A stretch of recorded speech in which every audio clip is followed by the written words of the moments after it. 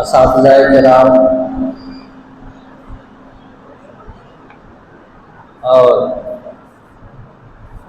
मुअज़्ज़ज़ उलमा, अबनाए कदीम मदरसा हुसैनिया चिल्मिल, मुअज़्ज़ज़ सामीन, अज़ीज़ तलबा,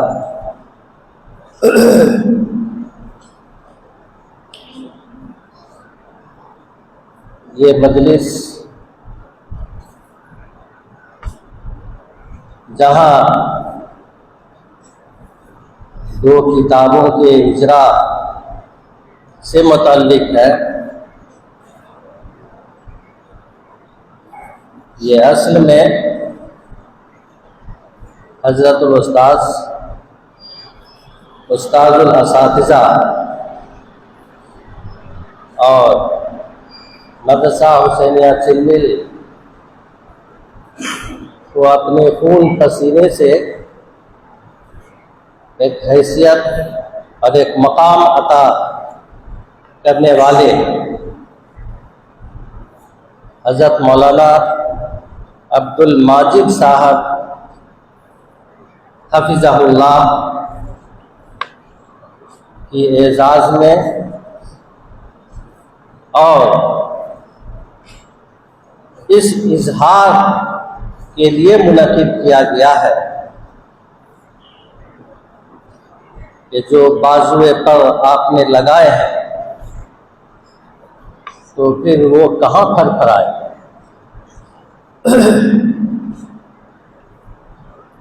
बेगूसराय की सरजमीन हजरत की मेहनतों को फरामोश नहीं कर सकते। उस जमाने में जब उलमा की कदर थी और आप ब्लॉक नहीं सब डिवीज़न का सब डिवीज़न पार कर लेते, आलिम नहीं मिलते थे।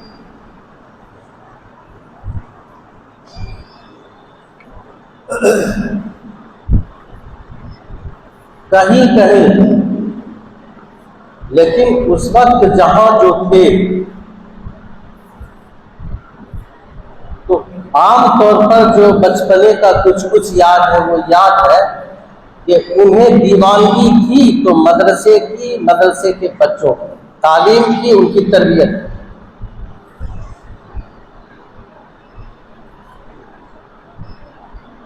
अभी एक बला और मुसीबत है,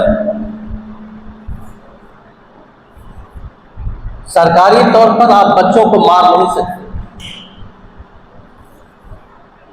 अखलाकी तौर पर भी हर जगह बंदिश है कि आप छड़ी नहीं चला सकते।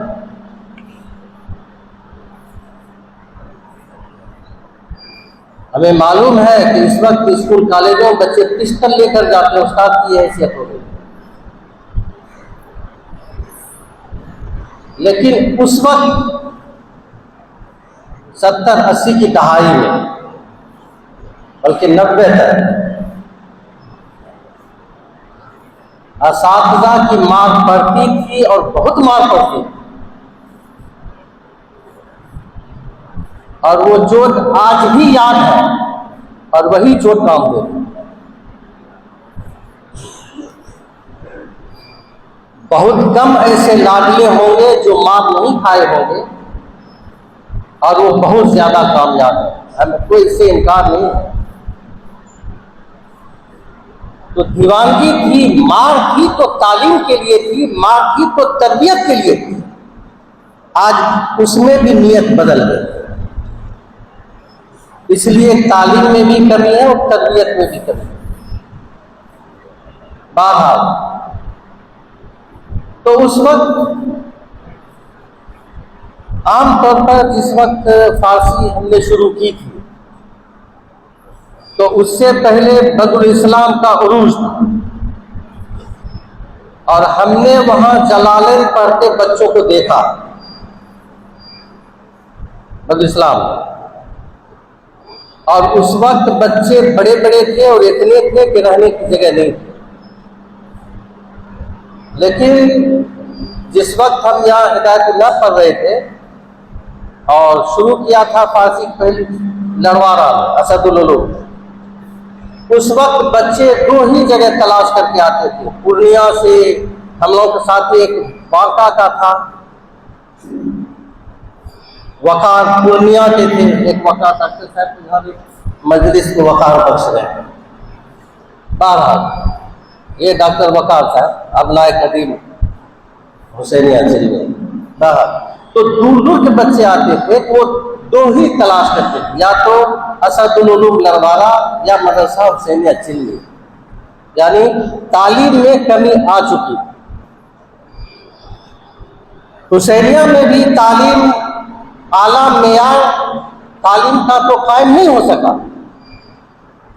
लेकिन जहां तक तालीम हुई तो हुई, और अंदाज ही एक अलग। हजरत मौलाना हबीबुल्लाह साहब कासमी दामत बरकत मांडर से जब आते थे, जिस वक्त आते थे किताब लाओ, किताब लेकर आओ। अब छुट्टी में आए तो आराम भी करते, हम ही लोगों को सताते, किताब लेकर आओ, तो उस वक्त तो सताना था, लेकिन वो फायदा अब समझ में आ रहा। उस वक्त एक दूसरे मदरसे के उस्ताद को भी बच्चों से क्या दर्द, ये पढ़ा के नहीं पढ़ा। हज़रत मौलाना शरफुद्दीन साहब नफ़र, अब ठीक से साइकिल से उतर के दफ्तर नहीं जाते थे, कहते थे किस किताब का सबक नहीं हुआ। जैसे आप हंस गए, आराम क्या करेंगे, आप किताब लेकर आइए, जिस किताब का सबक आज नहीं हुआ आप पढ़िए। कुछ ये क्या था, एक जज्बा था। तो इस तौर पर तालीम भी होती थी और तरबियत भी होती थी। समझाया भी जाता था कि क्या करना है, क्या होना है, क्या सीधा है, क्या उल्टा, और इफ़हाम और तफहीम की सलाहियत पैदा की जाती है। कब बोलना है, कितना बोलना है, किस अंदाज में बोलना है, इसके लिए अंजुमन कायम, असातिज़ा निगरानी करते थे, मेहनत करते थे, उसका असर है। तो एक तरफ जहां पर लगाया जाता था, कुव्वते गोयाई भी जाता था, वो बच्चे कामयाब। लेकिन बहरहाल एक वक्त मुतय्यन होता है। हजरत अपनी सरकारी जवाबदेही से सुबुकदोश हो गए, यहां से तशरीफ ले गए, लेकिन तब से आज तक हमें नहीं मालूम कि कोई हफ्ता अशरा गुजरता होगा कि जिस हफ्ता और अशरा में बेगूसराय से आप मरबूत न रहते हैं, रात नहीं टूटा। आवाम से, खवास की हम बात नहीं कर रहे, आवाम से जहां बैठना, जैसे ताल्लुकात, जैसे बाल बच्चे, जिनसे वो खानगी, वो सिलसिला आज भी कायम रहा। और कम से कम हम तो गवाही दे सकते कि जब भी बात हुई है तो सलाम और खैरियत के बाद फला कैसे, फला कैसे, फला कैसे, फला कैसे, फला कैसे, वो कहाँ, वो कहाँ, वो कहाँ, वो कहाँ, कहाँ है तो अलीगढ़ में, कहाँ है इस वक्त लखनऊ में, अब बातें हो रही बिल्कुल सब। अपने रिश्तेदार को उतना नाम याद नहीं रहता। जब एक मर्तबा एक साहब की बात आई, हमने कहा इंतकाल हो गया, खबर दी। अच्छा, सही में आज हम इकरार कर लेते सामने में, कई मर्तबा हजरत को यह हुआ खबर नहीं करते। हमने आमदन बहुत से अमवात को हमने खबर नहीं, आमदन नहीं किया उम्र के, हर बार सुनते सुनते क्या। लेकिन बहरहाल कल होकर फोन आया कि अब ज्यादा पढ़ा नहीं जाता, 15 पारा रोजाना पढ़ के मैं दुआए मगफिरत कर रहा, ना खानदान, ना नस्ल, ना गोतिया, ना शादी, ना एक ताल्लुकात है। अब वो गए, काबिश वफा खुलूस के वो काफिले गए। बहरहाल जो बुनियादी तालीम जिस एतबार से फन सिखाना, अदब सिखाना, लुगत सिखाना, माता बतलाना, फिर ये कि बाप निकालना और लुगत में कहाँ कैसे इसकी तरबियत को ट्रेनिंग उसी वक्त हमको यही हम लोग दी गई। यही हजरत को देखना होता था तो हम तलबा से निकलवाते थे, माता बता, नहीं होता था फिर बताते थे ये असली है जायद है कैसे क्या क्या। बहरहाल उन्हीं आखिरी अय्याम के अबनाए कदीम में से, हालांकि उस वक्त तो मदरसा रवा दवा था, एक जौहर काबिल और बनिहार, ये बात तो तय है कि दुनिया का सिस्टम मुख्तलिफुल अनवा उमूर और ज़रूरियात से अल्लाह ताला ने मजबूत कर रखा है। उस सिस्टम का चलाने वाला भी अलग अलग ही हो सकता है, कोई एक सारे सिस्टम को नहीं चला सकता। हर मैदान का आदमी होता है, हर फन का माहिर होता है, दीनी एतबार से भी और दुनिया के एतबार से। तो दीन के एतबार से भी कोई क़िराअत का माहिर है, कोई तफसीर का माहिर है, कोई हदीस का माहिर है, कोई तजवीद का माहिर, कोई सबाअशरा का माहिर है, कोई हदर ही इतनी महारत से और हुस्न क़िराअत से करता है कि सबाअशरा भी उसके सामने पे वो दर्द और वो लफ्ज़ भूल जाए।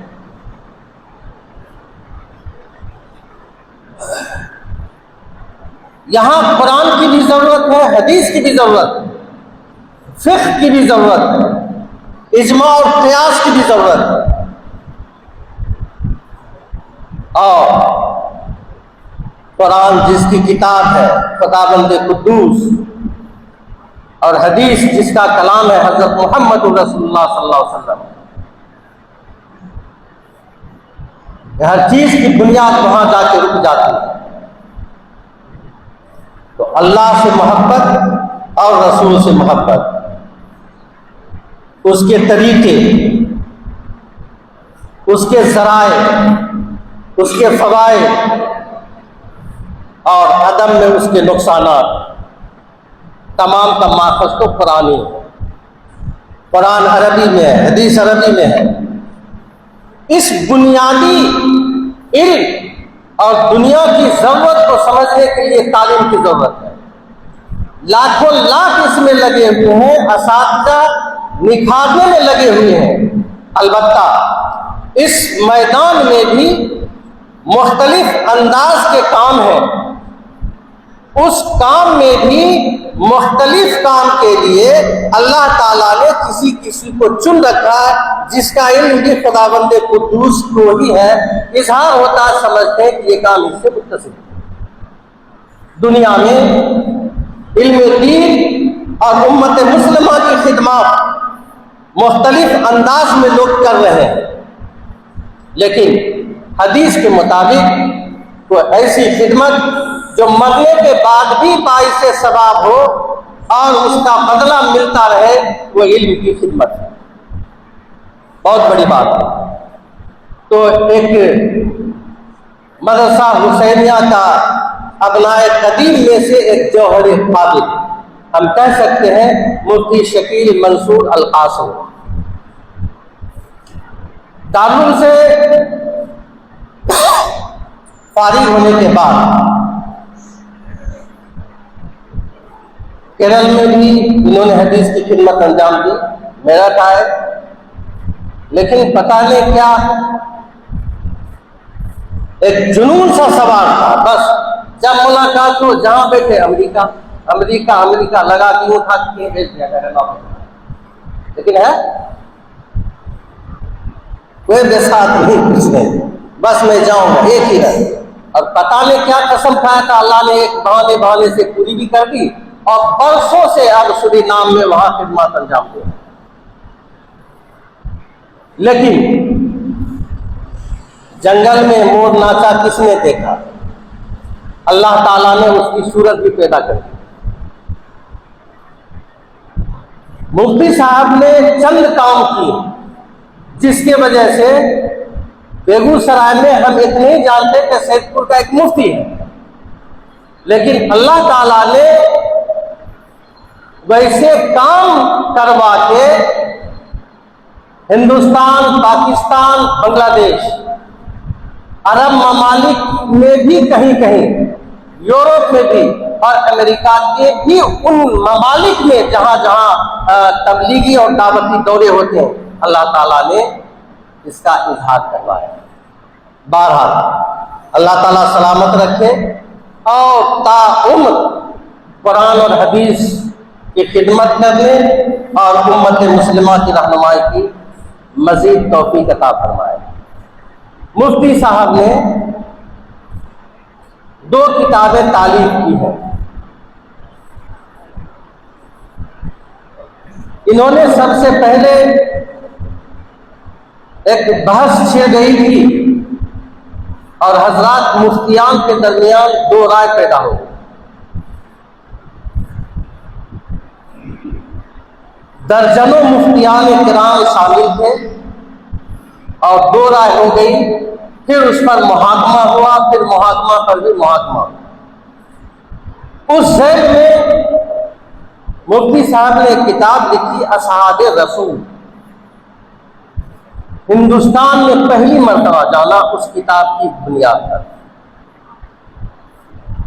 हजरत मौलाना अब्दुल अली फारूकी साहब नव्वरल्लाह बरकतहू, साबिक नाज़िम उमूमी जमीयत उलमा हिंद, अपने वक्त के माए-नाश उलमा में शुमार होंगे। दारुल के शूरा, रुकन शूरा, उन्होंने एक मर्तबा कहा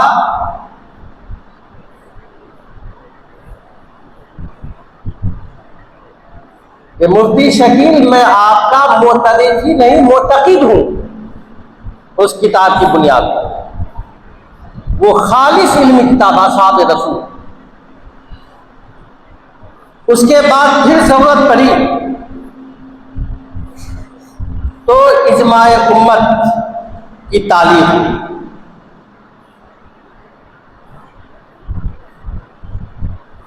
एक तलखीसुल मिफ्ताह तो दूसरी किताब मुख्तसरुल मालूम। इन दोनों किताब का ताल्लुक खालिस अहले इल्म से, और जो वाकई मुस्तनद नहीं है तो हमें नहीं लगता कि उनके बस की होगी। इजमाए उम्मत, कुरान, हदीस, इजमाए उम्मत और क़ियास, ये 4 बुनियाद हैं। उसमें सबसे ज्यादा जिसमें लोग डामाडोल हुए हैं वो इजमा का मामला। अभी आपने बहुत सी बातें मुफ्ती शमशेर हैदर कासमी साहब सीधा मजदूर से सुन लिया है, अभी और सुनेंगे और इंशाअल्लाह बेहतरीन अंदाज में सुनेंगे। इन्होंने इस मसला को जिस बुनियाद पर शुरू से लेकर आखिर तक, क्योंकि वो अल्लाह की किताब नहीं, अल्लाह के बंदा की लिखी हुई किताब है, चूक तो हो सकती है और होगी, कमी होगी। फौका कुल्ले दी इल्मिन अलीम, लेकिन ऐसा लगता पढ़ने के बाद कि इजमाए उम्मत से मुताल्लिक मसाइल में जो उलझने पैदा हो सकती थी, मुख्तलिफ औरात और कुतुब में मुख्तलिफ अंदाज में जहां जहां दर्ज है, हवाले के साथ अदीबाना और फ़कीहाना पैराए में नहायत मुख्तसर और मुहव्वल करके पूरे एतमाद व वसूख के साथ फैसला कुल मरहले तक पैराग्राफ को पहुंचाया है इस किताब में। और हम समझते हैं कि इजमाए उम्मत जो उर्दू में किताब है उसकी सबसे ज़्यादा अहम यही खूबी। हवाले कहाँ कहाँ है वो देखने में सहूलत होगी कारी को। अब फिर ये कि कभी कभी गूगल ले जाकर टूटे हुए पुल पर से गिरा देता। ऐसे ही होता है कि जहाँ पर ख़ास मुश्किल मसला हो तो मुअल्लिफ ही मुतमईन नहीं होता, वहाँ पे छोड़ देता। आप पढ़ के आप फिर खुदा किताब ही नहीं। तो अल्हम्दुलिल्लाह इस किताब में ये कोशिश की गई है कि उस मसले को वहीं पर फैसला कुन मरहला तक पहुँचाकर पैराग्राफ मुकम्मल किया जाए। दूसरी बात, उसका ईमान ही मुकम्मल नहीं हो सकता जिसे नबी पाक हज़रत मोहम्मद रसूलुल्लाह सल्लल्लाहु अलैहि वसल्लम से मोहब्बत ना हो। रसूल की मोहब्बत जब रसूल को जानेंगे उसी एतबार से अल्लाह की मार्फत जितनी हासिल होगी कुर्ब उतनी ही बढ़ता जाए। यही हाल रसूल का। बहरहाल किताबें बहुत लिखी गई, कोई नई बात नहीं है, लेकिन किताबें जाना में शुरू से लेकर आखिर तक नबी पाक हज़रत मोहम्मद रसूलुल्लाह सल्लल्लाहु अलैहि वसल्लम की मोहब्बत में डूबकर और निहायत अदब व एहतराम के साथ नबी पाक सल्लल्लाहु अलैहि वसल्लम की असमत व जलाल को मलहूस रखते हुए जहाँ तक इंसान कर सकता है, बहुत एतमाद और बहुत यकीन के साथ इब्तिदाए आफरीनश से लेकर आखिर तक आप जो पढ़ेंगे, मुतल्लक़ात पढ़ेंगे, हालात पढ़ेंगे, तो हर सफ़ा और हर पैराग्राफ में नबी पाक सल्लल्लाहु अलैहि वसल्लम की मोहब्बत बढ़ती चली जाएगी। और कहीं कहीं पर तो आंखें डबडबाए बगैर आप आगे नहीं बढ़ सकते। इस किताब की तारीफ में जिन बातों की रियायत की गई है, ये कमो बेश अंदाज, उसलूब और यकीन और इज़ार वही है जो इजमाए उम्मत है। किताबें जाने से मुतल्लिक़ हम एक मिसाल दें। अज़वाज मुत्तहरात के सिलसिला में दुनिया ने बहुत कुछ कहा और आज भी कह रही है। अहले इस्लाम ने दंदान शिकन जवाब दिए, किताबों में मौजूद है और आज भी ज़रूरत पड़ती है तो जवाबात दिए जा रहे हैं। जब से सवालात हैं तब से जवाबात दिए जा रहे हैं। मुख्तलिफ किताब और आको सफ़ात से तलाश जुस्तजू करके काफ़ी मेहनत से जो असल मवाद था उर्दू में उसको ट्रांसफ़र करके इसको जमा किया गया। उसमें भी ताद्दुद अज़वाज के सिलसिले में या सैयदा आयशा उम्मुल मोमिनीन आयशा सिद्दीक़ा रज़ियल्लाहु ताला अन्हा के बारे में फैसला कुन जवाब देने की हर जगह इन्होंने कोशिश की है और इस किताब में इन्होंने भी यही किया। जहां भी मुख्तलिफ अक़वाल पाए गए, ये कौल भी है, ये कौल भी है, फलां ने ये कहा है, उनका ये मसलक है, उनका ये मसलक है, इन्होंने ज़रूरी वज़ाहत के साथ साथ इस अंदाज में अपना कौले फैसल बयान किया है कि दिल दिमाग इंशाअल्लाह नज़ीर मुतमईन हो जाएगा। आप पढ़ के इस चीज़ को महसूस करेंगे। बाकी तफसीलात 26 सफ़ात 27 सफ़ात में हिंदुस्तान के बड़े बड़े उलमा और मुफ्ती साहब के असातिज़ा ने जो लिखा है आप उसमें मुलाहजा फरमाएंगे। ये सारा शहर, ये सहरा यकीनन तालिब इल्म जो कुछ करता है, माँ बाप के भी दिल खुश होते हैं जिसने जन्म दिया, और उससे ज़्यादा उस बाप का दिल खुश होता है जिसने रूहानी तालीम और तरबियत से मज़ीन करके संवारा और बनाया। अल्लाह ताला हज़रतुल उस्ताद की उम्र को दराज फरमाए, आफियत के साथ सलामत रखे, और हम सब की दुआएं यही हैं कि अल्लाह ताला इस निस्बत को बरकरार रखे और आपको अल्लाह ताला शायान शान अहले बेगूसराय की तरफ से, हम सब की तरफ से आपको बदला अता फरमाए। अस्तगफिरुल्लाह।